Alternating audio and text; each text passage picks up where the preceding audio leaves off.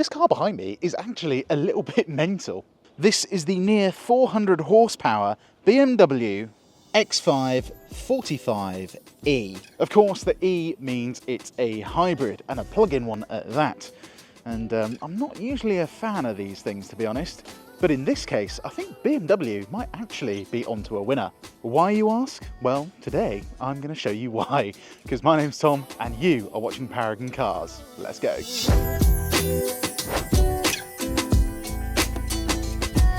So, why are BMW on to a winner? Well, it's the powertrain that really sets this thing apart, because it has the legendary B58. Except BMW have been quite clever with this, so they've actually detuned the B58 to 286 horsepower, because remember, this engine's going to be turning on and switching itself off quite frequently, being a hybrid, so they've done that for reliability. But there is a pretty powerful electric motor at 113 horsepower, giving you a total output of nearly 400 horsepower at 394 horsepower. That is quite a lot of horsepower for anything, especially a regular bog standard SUV. Obviously, the next question I'm going to ask is, how's it going to perform on the 30 to 70 sprint? Well, there is only one way to find out. Let's do it.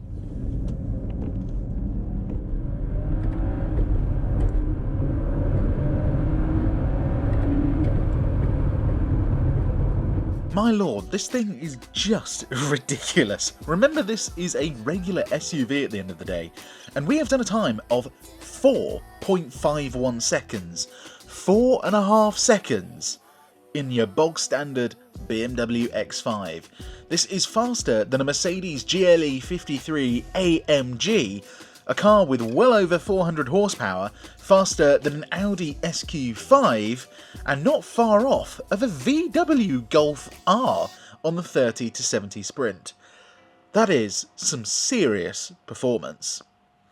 Now, we've all seen the interior of a BMW X5 before, but there are a couple of things on this hybrid version that do set it apart from your regular diesel. Number one, as well as having a fuel gauge, you have a battery gauge as well, telling you how much charge and how many miles you have left. That's not really an accurate figure, to be honest. However, the main difference is down here in the Sense console. In a regular X5, you'll have comfort, sport, and adaptive. Whereas here, you have adaptive again, but you have electric only mode, hybrid, and sport. You also have this little battery icon down here, which is actually there, so you can set how much charge you want the battery to hold. Note, leaving it at about 80% will give the battery a little bit more lifespan. Whilst we're here as well, I just want to ask, what do you guys think about the spec of this one? This is actually a really rare spec car because it's got things like individual leather and this very rare wood trim, which for some reason not many people spec. I actually really like the look of it. The only problem with this ivory coloured interior is if you wear jeans, it gets very, very dirty, so you do have to be a little bit careful. Oh yeah, the other thing to note is that you don't really get much underfloor storage. In fact, the only storage you do get is for your charging cable. So yeah, one thing to note. Anyway, I digress. Does the extra weight of this hybrid X5 ruin the handling? Well, we are going to find out, because we are going to take this around town, on the motorway, and on some B roads to see how this thing performs in the real world. So let's do it now. So actually, just before we get into the driving, I've noticed this X5 has cooled and heated cup holders, and I want to see if it can keep this drink as cool as a fridge. Now, I measured the temperature of another monster this morning and it came out to just under 10 degrees straight from the fridge, nice and cold. But what will this do? I've measured it now and it's currently sitting at 17.5 degrees, so we'll see if it can actually cool my drink down or if it's a pointless option to have. Now, we are going to start on some B roads today, purely because this thing is unnecessarily fast, like really fast. And the thing is, it's fast in a way that you don't really get from a regular ICE internal combustion engine car, because right now we're sitting in sports individual, so I've got the engine in sports mode just so the engine's on, and I've got everything else in its comfort setting like the steering and the suspension. But if I just tickle the throttle, the dash goes blue, and this thing just absolutely flies. Now, I am going to leave it in sports mode for the entirety of this review, purely because I want the battery just to keep charging, so when I do my 0 to 60 and 30 to 70 times, we're getting the best possible time. Unfortunately, that does impact your MPG a lot, but as you can see from factory, this car has done 70 miles per gallon, which, to be honest, frankly, is bonkers for a car this heavy. Yes, I know you charge it overnight, but that costs you pretty much nothing. So if you're charging at home, and if you have a charger at home, this is actually a pretty good deal, because you can save money through your business if you've got one, and you're going to save a lot of money on fuel. That's if you've got a charger. If you don't have a charger, don't buy one of these, because I tried using public chargers to charge this thing, and getting it to work was an absolute nightmare. Hence the reason we only have 4 miles of battery range. Anyway, let's go into actual sports mode now, get the traction control off, get the gearbox into S, and see how this thing performs when it's in its sportiest setting. Foot down. Oh, good lord. It's just so immediate. Oh, it just builds, because the B58 is a very torquey engine anyway. That combined with electric torque makes it feel absolutely bonkers. But let's put it to the real test. Will it hit 60 before the corner? Let's go. Good lord. Yes, very easily. Oh wow, the brakes feel a little bit spongy. But good God, when this thing is moving, it is moving. And remember, this B58 has been detuned. It's still the same B58 that you'll see in something like a BMW M140i. So if you remap this thing, you're looking at pretty much north of 400 horsepower in a still pretty reliable unit. But to be honest, I don't think you really need to. Now, in terms of chassis dynamics, this is where the X5 is quite interesting. So the previous F-Series generation was quite stiffly sprung, quite firm, but it did handle well. This, they've definitely gone back to just going, this is an SUV at the end of the day, and it is supposed to be a comfort first thing, especially considering this isn't even like an M model or an M Lite model. This is just a hybrid X5. So it's quite softly sprung, even in its stiffest setting, and the steering is quite slow.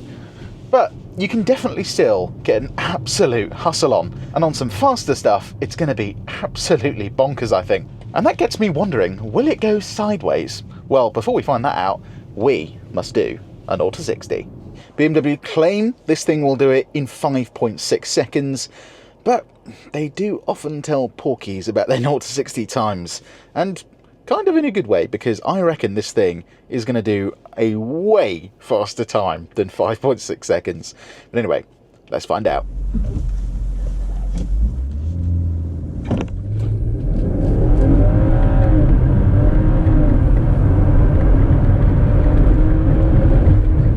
Well, look at that. BMW, you little liars. This thing not only beat its claim time, it did a sub 5 second 0 to 60. It's only 0.2 seconds off of a BMW M340i Touring. What is in this thing? It is absolutely bonkers. Now, if you don't care about the handling of this thing, stay tuned, because we are going to measure how comfortable this is on the motorway and how quiet it is on the motorway with a proper decibel meter. For context, an Audi A3/S3 will do 72.5 decibels, which is what I regard as quiet enough that it doesn't annoy you, but you would notice that you're on the motorway. Okay then, still in the sportiest setting, we are in sports traction, so it'll allow for a little bit of slip, but it won't let you do anything crazy. I've gone for a manual gearbox. The B58 is nice and warm. Oh wow, a little bit of understeer there. The steering's quite long, but it's quite a neutral chassis, so even when I plant my foot down here, it kind of just hooks and goes, and my God, does this thing go!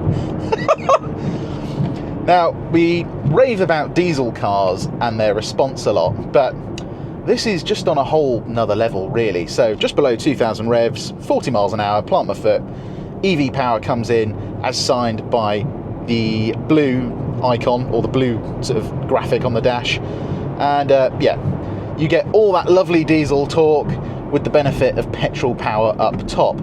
So the entire rev band just feels like you're running at full power. It really is mental. Right, sound check. Still a B58. A very quiet one at that. If you did want a bit more noise, you could just go for a resonator delete, and it would just free it up a little bit to a point where you got a bit of sound. Cornering wise, it stays quite flat, but you do notice that it is a little bit lollopy because A, it's an SUV, so it's heavy, and B, it's carrying around even more weight with those batteries, so it's having to deal with quite a lot of weight, yes, but it is a mighty impressive thing. It does things that it really shouldn't be able to do. It's not all that confidence inspiring, and I think that's mainly because the steering rack is quite slow. Like round here, you're kind of commanding a vessel. Oh, a little bit of oversteer there, but it's lift-off oversteer. It's, you know, you're not going to go around a corner power sliding this thing unless you're on a very slippery surface. But handling-wise, it's enjoyable, I would say. It's just not, you know, typical BMW sporty. It's just nice. So coming onto the motorway then, this is where this car really shines as well, because even just in regular drive, so even just in sports mode with the engine on, I can literally just tickle the throttle and you get that electric boost and you just glide up to 70 miles an hour. It feels like you're driving like a naturally aspirated 20-litre V12. It feels really quite extraordinary. But then, even in hybrid mode, so the engine should, in theory, turn itself off any second. There we go. So the engine has turned itself off. But now if I just give it half throttle, it turns the engine on, you're off straight away. There's pretty much no lag, because remember, it's using that hybrid system to turn the engine on as well. So you're not waiting for like an old-fashioned starter. You're just like going. It's really quite amazing. And obviously the car's quite clever, so if you put a destination into the sat-nav, it will actually kind of optimize where you're using the engine. So say you're on the motorway, it's going to be using the engine most of the time, because that's where an engine is most efficient, where it can use its higher gears. And then when you get into town, you basically just drive entirely on the battery as long as you've charged it. But then we come to just how comfortable this car is on the motorway, and it is a glorious thing. So the air suspension, yes, it's not so good at going fast around corners, but in long straight lines, you get your cruise control on, and my lord, this thing is glorious. So much better than the previous generation X5 and X6. It just wafts along like a Range Rover, but somehow still handles better than one. It is a truly impressive bit of kit. Then in terms of decibel level, we did 71.5. That is a quiet car.